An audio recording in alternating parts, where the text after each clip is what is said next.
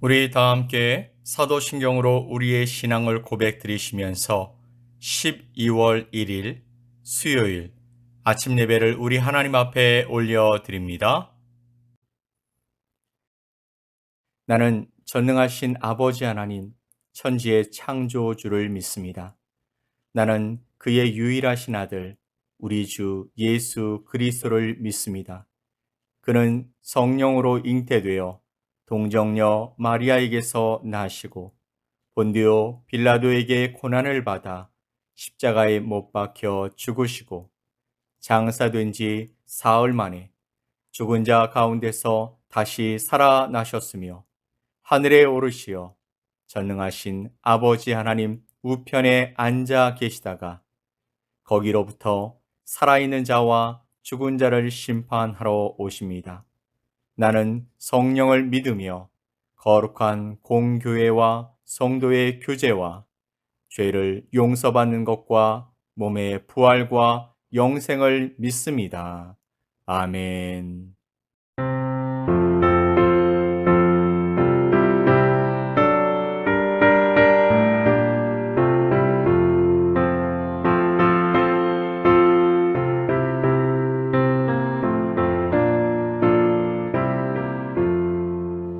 이 몸의 소망 무언가 우리 주 예수뿐일세. 우리 주 예수밖에는 믿으리 아주 없도다. 주 나의 반석이시니 그 위에 내가 서리라. 그 위에 내가 서리라. 무섭게 바람 부는 밤 물결이 높이 설렐 때 우리 주 크신 은혜에 소망에 닿을 줄이라. 주 나의 반석이시니 그 위에 내가 서리라. 그 위에 내가 서리라. 세상에 믿던 모든 것 끊어질 그날 되어도 구주의 언약 믿사와 내 소망 더욱 크리라. 주 나의 반석이시니 그 위에 내가 서리라. 그 위에 내가 서리라. 바라던 천국 올라가 하나님 앞에 배울 때 구주의 의를 입어 어여시 바로 서리라. 주 나의 반석이시니 그 위에 내가 서리라. 그 위에 내가 서리라.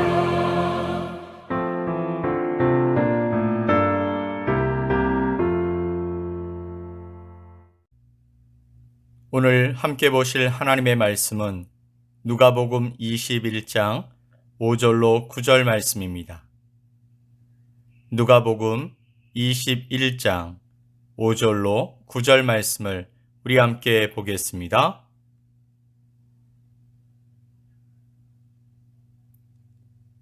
어떤 사람들이 성전을 가리켜 그 아름다운 돌과 허물로 꾸민 것을 말하며 예수께서 이르시되 너희 보는 이것들이 날이 이르면 돌 하나도 돌 위에 남지 않고 다 무너뜨려지리라. 그들이 물어 이르되 선생님이여 그러면 어느 때에 이런 일이 있겠사오며 이런 일이 일어나려 할 때에 무슨 징조가 있사오리이까? 이르시되 미혹을 받지 않도록 주의하라.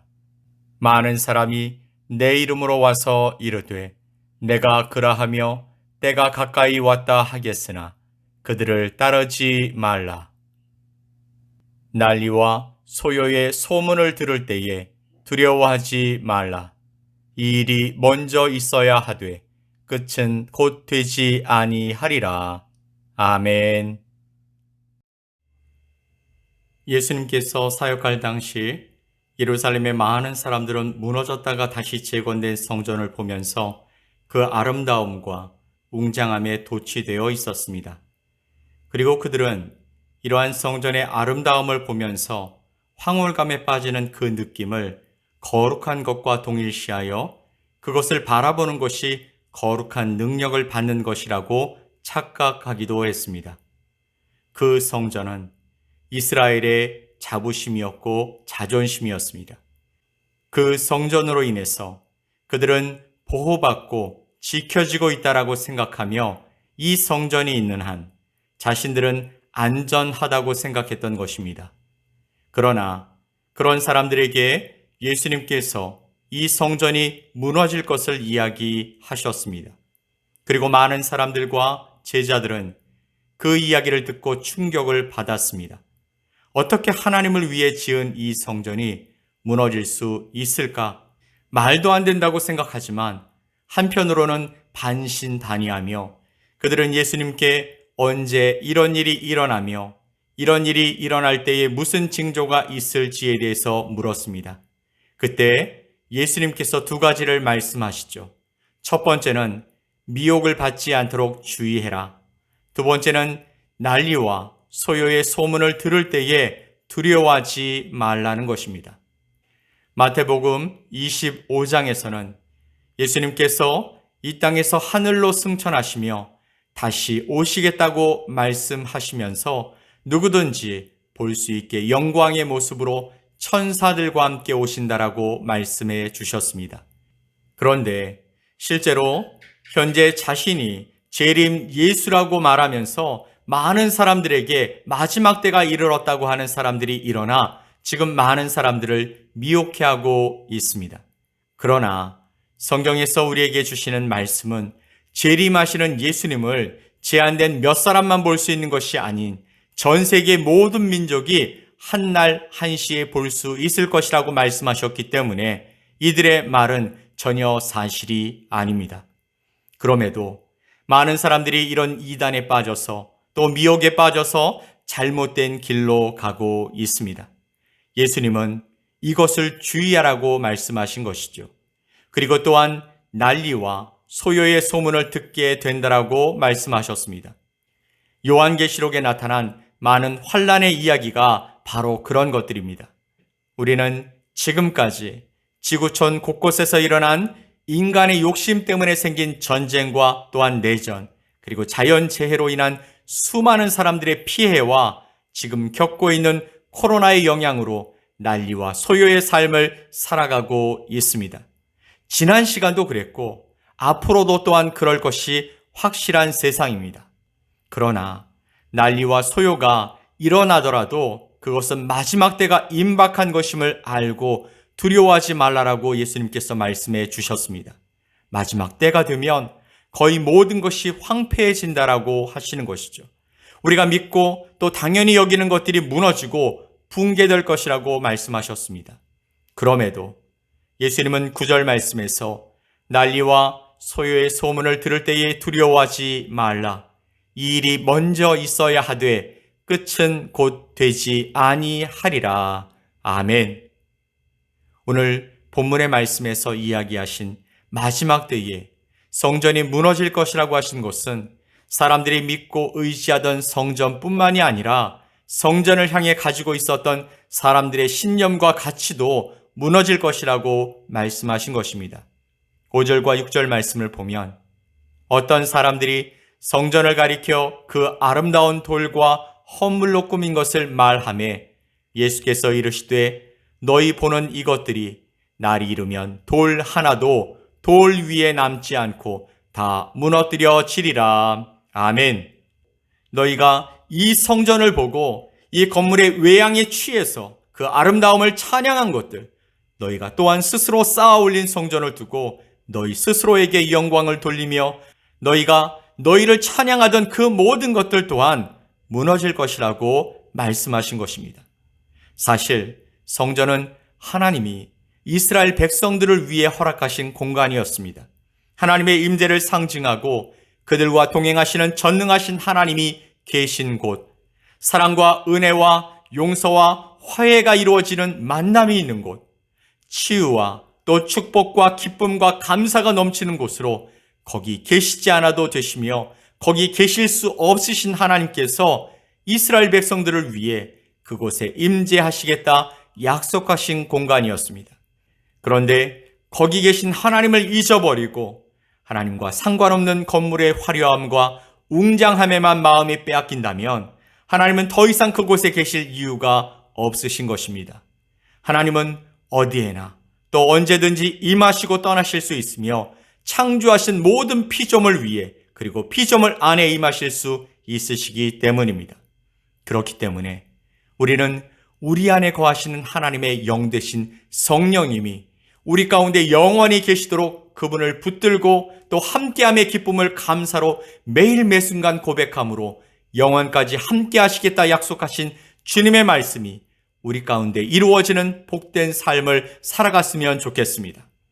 오늘날 많은 사람들은요, 권력이나 재물로 그 사람의 가치를 판단합니다. 하지만 마지막 때가 되어지면 이 모든 것들이 다 무너지고 헛된 것이 될 것이라고 말씀해 주셨습니다. 우리가 잘 알고 있는 솔로몬 왕은 그의 시대에 다윗이 그렇게 원했던 성전 건축을 하였고 또 여러 법을 세웠으며 이스라엘을 가장 부귀하고 강한 나라로 이끌었습니다. 하지만 그 모든 것을 다 세우고도 하나님으로부터 돌아서서 그 마음이 멀어지고 떠나버렸더니 그의 삶은 다 의미 없고 헛된 것이었다라고 전도서에서 이야기하고 있는 것입니다. 이것은 성전을 바라보면서 성전의 모양과 규모만 중시하고 하나님의 말씀과 그 마음을 돌아보지 못한 이스라엘 백성뿐만이 아니라 우리에게도 동일하게 적용되고 있는 것입니다. 우리는 이 마지막 때를 위해 지금 우리가 살고 있는 우리의 삶에서 하루하루 최선을 다하며 마지막을 위해 준비해야 할 줄 믿습니다. 말씀 가운데 하나님께서 우리에게 주시는 하나님의 마음을 알고 또 그 하나님의 마음을 믿으며 그분을 붙들고 살아간다면 마지막 때가 와도 크게 동요하지 않게 될 줄 믿습니다. 예수님께서는 우리에게 이 마지막 때를 알고 준비하라고 하시며 이것들을 말씀해 주신 것입니다. 수많은 난리와 소요는 믿는 자와 믿지 않는 자들에게 동일하게 일어날 사건들이죠. 하나님을 믿는다고 해서 난리와 소요가 그냥 지나가지는 않는다라는 것이죠. 하지만 동일한 사건과 환경 속에서도 우리는 하나님이 주신 그 약속, 그 소망의 말씀을 들었고 그것을 믿고 의지하기 때문에 더욱더 하나님을 바라보고 나갈 수 있게 될 것입니다. 우리는 그때가 되면 주님이 주시는 힘으로 견딜 수 있는 줄 믿습니다. 아멘. 그렇게 예수 그리스도 안에서 기뻐하고 감사함으로 주님이 다시 오실 그 순간까지 신앙과 믿음을 지키고 주님이 주시는 힘과 능력으로 그리스도인의 사명을 다하며 살아갈 수 있게 되는 것입니다. 그렇습니다.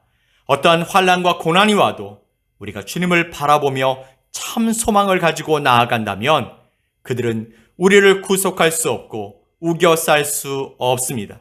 우리의 끝은 구원이고 또 우리의 끝은 영원한 생명에 있는 하나님의 나라에 거하는 것이기 때문에 우리는 이러한 것들을 참고 인내하며 이겨내서 주님이 주시는 구원과 영원한 생명을 얻을 수 있게 되는 것입니다. 사랑하는 성도 여러분, 마지막 때를 위해 오늘 하루를 수고하며 주님이 주시는 뜻 안에서 순종하여 최선을 다해 살아가시기를 간절히 축원합니다. 오늘 하루가 내일을 견디게 하는 기쁨의 순간이 될 수 있도록 오늘 하루 주님과 함께 동행하시며 또 말씀을 묵상하고 주님이 주시는 뜻을 알아 순종하여 나아가는 주님의 귀한 자녀, 귀한 일꾼이 되시기를 예수님의 이름으로 간절히 축원드립니다. 아멘. 우리 함께 기도하겠습니다. 하나님 아버지 감사합니다. 우리를 사랑하셔서 우리에게 마지막 때에 있을 일들까지라도 알게 해 주셨습니다. 난리와 소요의 소문들이 일어날지라도 두려워하지 말라고 하신 것은 우리의 끝은 구원이고 생명이며 하나님의 나라를 상급으로 받는 일이기에 그것으로 이길 수 있다 말씀해 주셨습니다.